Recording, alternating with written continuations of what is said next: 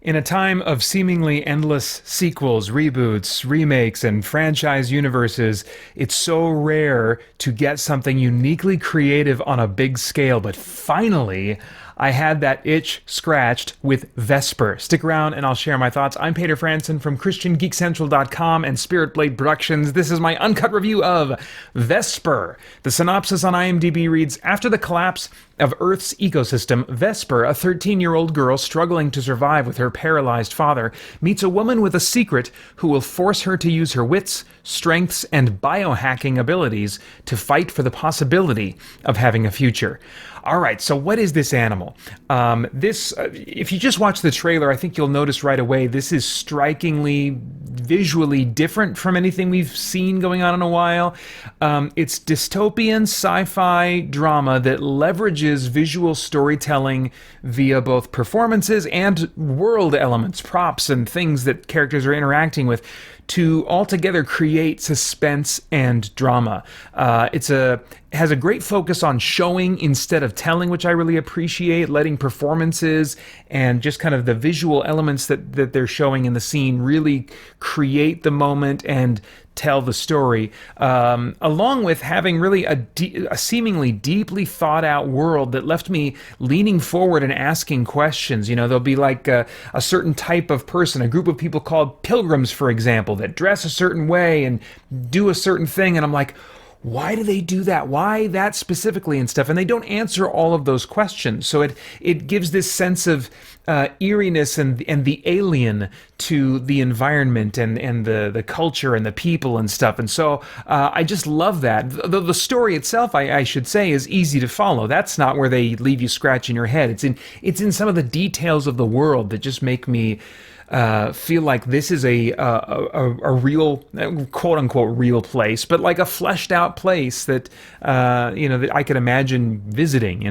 But I found the characters easy to care about, given how beat down they are by this dreary world. It is a dreary world. Conceptually, it's futuristic, but it trades out the usual shiny and metallic for a future that's wet and organic and muddy. The primary technology that is advanced in this world is not built on artificial things like plastic and metal, but it's biological. It's a biological engineering. And so even with metal and plastic type, hard technology, it has 50% or more of organic elements, which is really cool. I mean, and it's practically a fantasy world for the rich and alien varieties of life.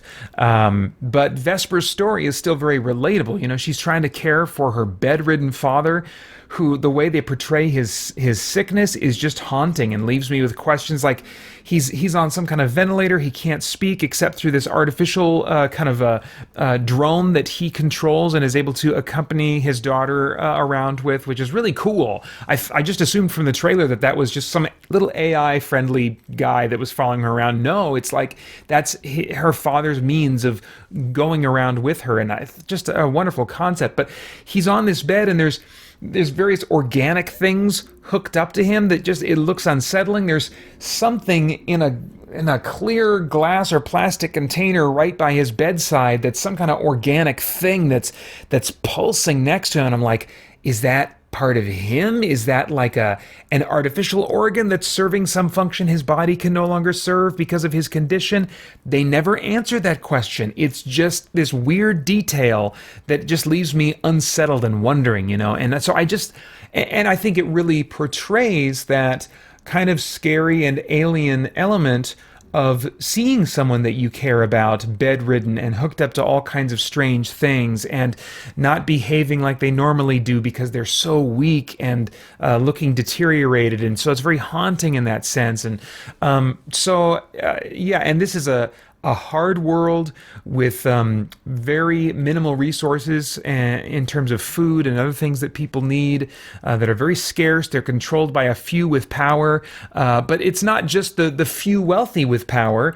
Vesper really is part of one of the vast majority of unwealthy communities, of what we would see as very poor people, and yet still in that little community, there's one guy that has power over a few resources that no one else has and leverages that power against others. And so it's not like rich people evil, poor people good. It's really kind of showing that no matter what circumstances we find ourselves in, there is that temptation to want to hold on to power and be in a position of power. And that ultimately is a far bigger problem than mere financial issues. Okay, as far as the cast goes, I recognized almost none of the actors, but I found them all very strong and suited to their roles. Rosie McEwen plays Camellia. This is the unusual woman that Vesper meets and befriends, and I found McEwen's performance to be especially engaging to watch. She's doing subtle things, she's bluffing at times, she's really emotional at times, but not just kind of sobbing in like a generic sobby way, if that makes sense, but like also seeing desperation and grieving and other elements kind of injected into her sobbing. There's just nuance and variation even in this kind of like heavy emotion of sobbing, which is still impressive for a lot of actors to do, but she adds more to it. And so I just really appreciated getting to know her character through her performance, or trying to get to know her character. Let's see, what else? I guess I'm moving on to visuals now. There's plenty of CG, and not always convincing, but tons of practical effects that are bringing this world and its organic elements to life on screen. I so appreciate it for that. It makes the world seem all the more big and rich and real to have so many things that are done practically. It reminds me a bit of a David Cronenberg movie, like the movie, a lot of people haven't seen this one, but Existenz. It's a weird spelling, kind of like existence, but with a Z toward the end. Anyway, that also has a very kind of biological vibe to it. Or maybe another, European-directed sci-fi movie of the past, like Alien Resurrection. So lots of slimy browns and yellows making up this world in a way that's just kind of feels... and the way that the organic world interacts with humans, whether while they are alive in just kind of day-to-day functionality, maybe while they're being treated in the case of her father who's bedridden, or whether it's the way their bodies are being overwhelmed by the strange organic life around them after they have already died. And so seeing the different ways that humans were kind of interfacing with and in this symbiotic relationship with this weird alien life was just creepy and unsettling and mesmerizing at the same time. I already look forward to watching it again for how the visuals just really set a mood and created a lot of the experience for me. Okay, as far as themes, is there anything of moral, philosophical, or spiritual significance going on in this thing that might trigger some worthwhile thought or conversation? It's one of those movies I think there's probably more here than I noticed the first time. It just had me thinking and wondering and questioning in so many different ways. And so I think I need to get to know this movie more to really appreciate all that it has to offer in this area of theme, whether those are intended by the creators or not. But possibly one unifying theme, as I reflect on the movie as a whole, has to do with defining and devaluing, in this case, human life. This movie seems to, in part, caution against a future in which we permit ourselves to do whatever we wish with biology, whether that's the world's biology, which is the greater focus, but also human biology. So it seems to be cautioning against a world in which we just do whatever we want with biology, and in the process lose a sense of what constitutes human life, leading to the devaluing of human life. Now, I have no idea of the worldview of the writer-director duo who wrote and directed this movie, but I think we are already seeing a desire for people today to redefine and then restructure themselves even with a disregard for biology, along with a growing disregard for what constitutes human life, whether we're talking about the beginning of human life or the end of human life. And at the same time, as we interact with each other online, we are easily forgetting that there is a human who has value on the other end of whatever our social media post is, or our comment, or our chat, or our message, or whatever. Instead, just kind of defining whoever might be on the other end with some demographic label, So there's just in multiple ways this devaluing of human life that is happening both among non-Christians and among us as Christians as we interact online. Whether on the conceptual level or the interpersonal level, valuing humans is something that we struggle with today. And while not a preachy or forceful message at all, Vesper's theming, I think, gives us an opportunity, if we're looking for it, to consider how we might better value people. Now, I have no idea what your tastes are in movies, but if I were a time traveler, I'd go back in time and say, Peter,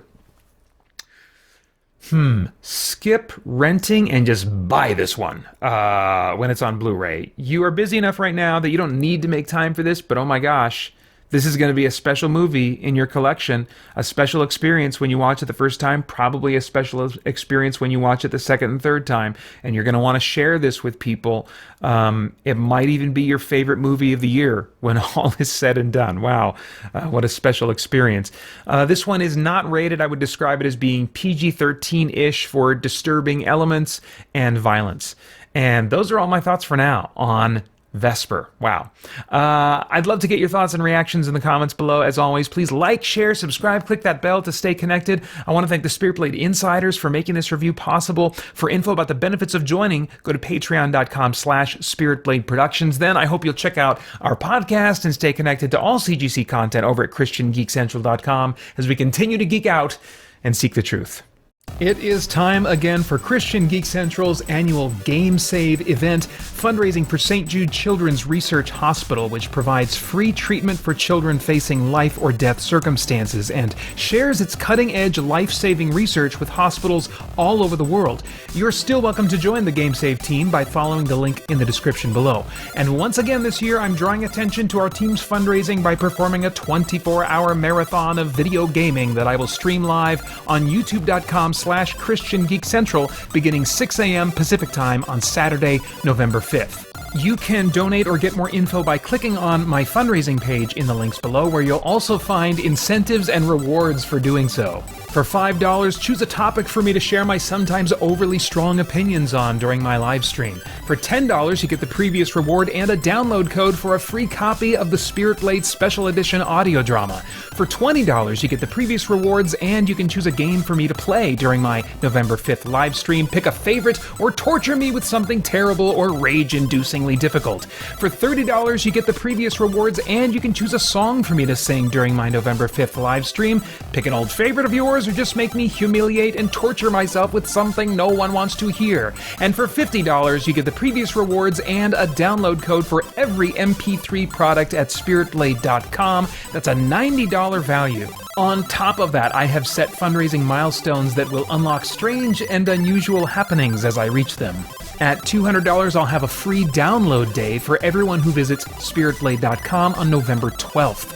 And as my total goes beyond $200, I'll unlock increasingly more content for the free download day. And depending on how far beyond $200 my fundraising goes, during my November 5th live stream, I will cover my face in peanut butter and jelly while talking about horror movies, put on a pair of frozen socks and a frozen t-shirt at the same time, shoot water up my nose with a turkey baster, and have my wife Holly play a video game with me for 30 minutes.